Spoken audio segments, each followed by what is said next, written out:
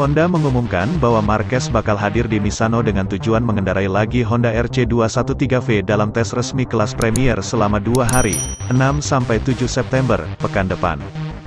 Jika lolos pemeriksaan medis, maka tes Misano menandai kali pertama Marquez menggeber motor MotoGP sejak kali terakhir ambil bagian pada perlombaan Grand Prix Italia di Mugello akhir Mei lalu.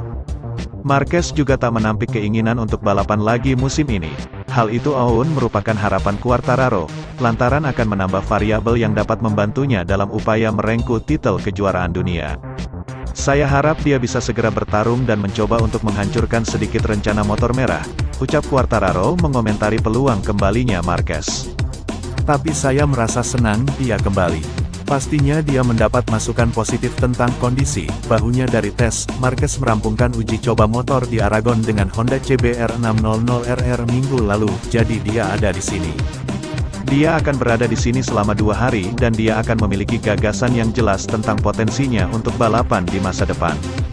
Menghadapi lomba di Misano, Quartararo boleh dibilang dalam posisi diuntungkan, sebab salah satu rivalnya, Francesco Pecco Bagnaia diganjar penalti 3 grid setelah mengganggu laju Alex Marquez saat sesi FP1.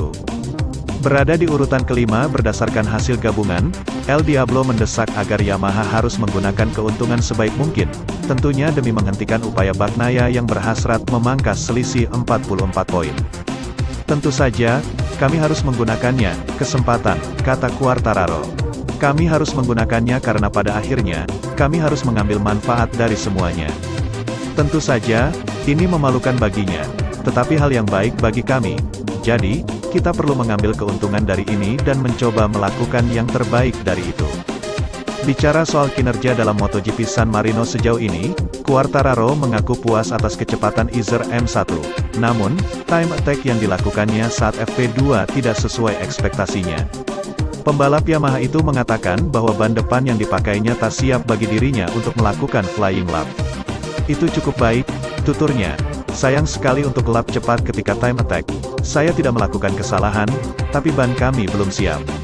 Untuk itu saya tidak bisa membuat peningkatan besar, tetapi saya cukup senang dengan level daya cengkeram. Dengan 15 atau 16 lap, memakai ban ini, saya bisa mencetak waktu yang sama sebagai time attack menggunakan ban medium, jadi, saya merasa cukup baik.